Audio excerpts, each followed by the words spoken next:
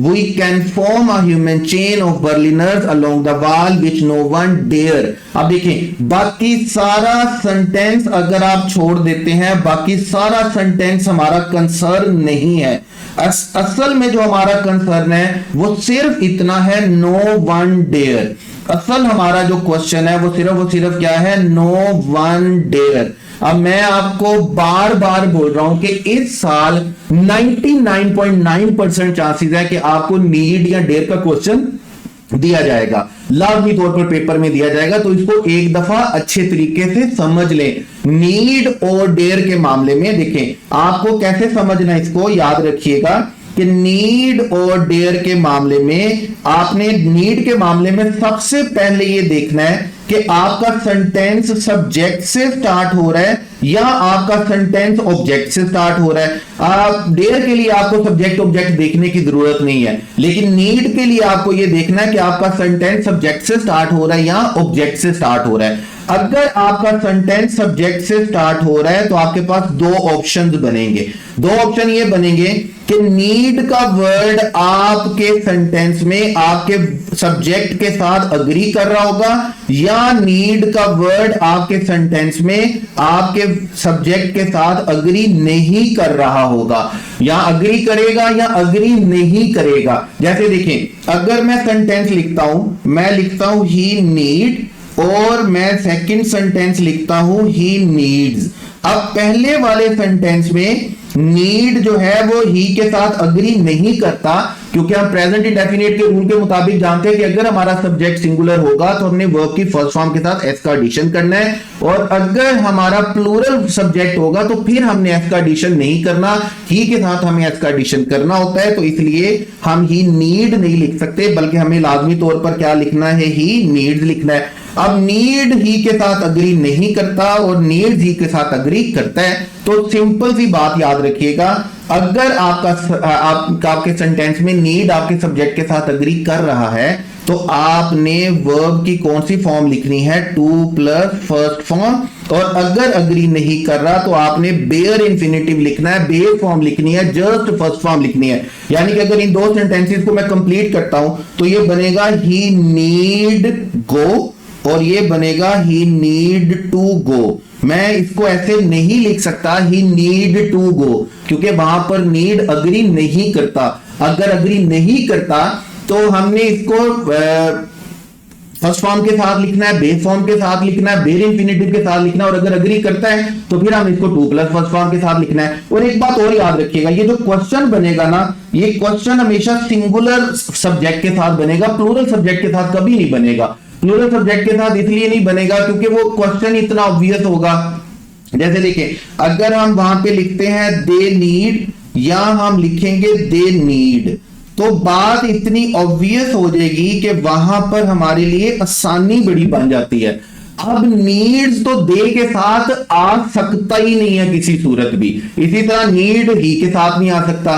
तो हम यहां पर जब भी इस क्वेश्चन को करेंगे या क्वेश्चन पेपर में आपको दिया जाएगा तो याद रखिएगा ये सिंगुलर फॉर्म में आपको दिया जाएगा। जैसे यहां पर आपके पास कौन से सब्जेक्ट के साथ आपको दिया हुआ है, नो वन के साथ दिया गया है, नो वन के साथ दिया हुआ है। तो अब डेयर का वर्ड नो वन के साथ एग्जिस्ट नहीं करता, अग्री नहीं करता। जैसे देखें, अगर मैं लिखता हूं शी डेयर, मैं सेंटेंस को कुछ यूं, इस क्वेश्चन को कुछ यूं मोल्ड कर देता हूं, या मैं बोलता हूं शी डेयर्स।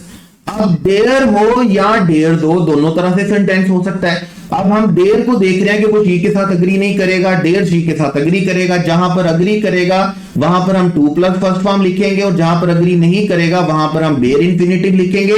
तो दोनों में से हमारा जो करेक्ट सेंटेंस बनेगा वो बनेगा शी डेयर गो और शी डेयर्स टू गो। मैं इसको वाइस वर्सा नहीं कर सकता। तो हमने जब भी नीड का वर्ड पढ़ना है तो हमने सबसे पहले ये देखना कि सेंटेंस सब्जेक्ट से स्टार्ट हो रहा है या ऑब्जेक्ट से। सब्जेक्ट से स्टार्ट हो रहा है तो हमने ये देखना कि वो हमारे सब्जेक्ट के साथ अग्री करता है या नहीं करता।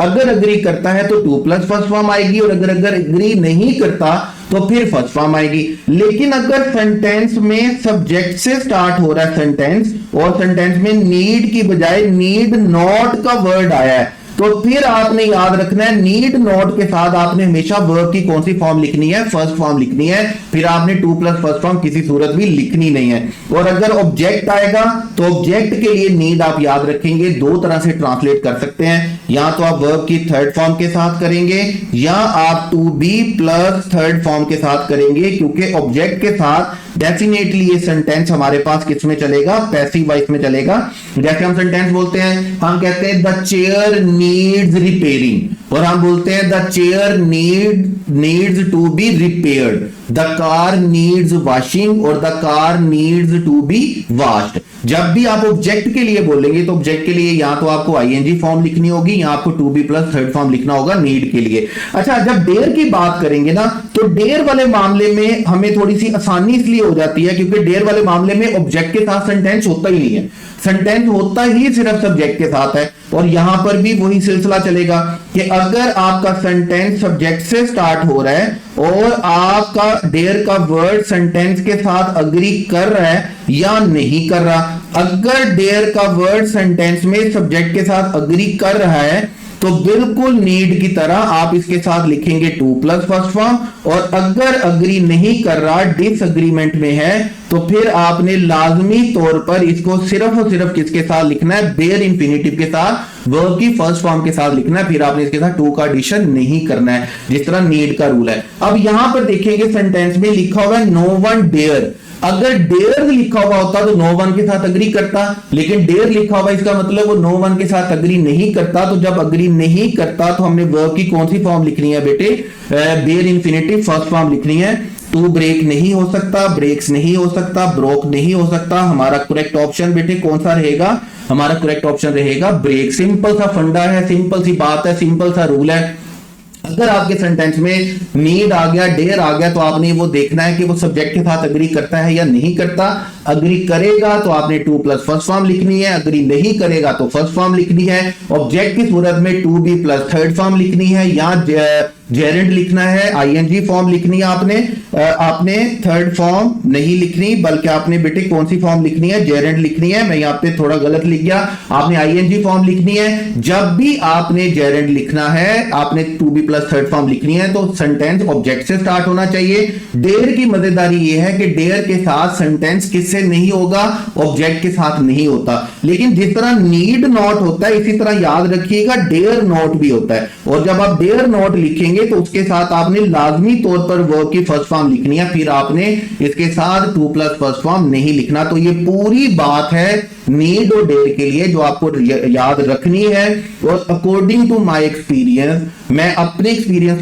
पे अगर बात करूं तो मुझे ऐसा लग रहा है 99.99% कि इस दफा आपके पेपर में डेयर या नीड का क्वेश्चन मौजूद जरूर होगा। तो इसको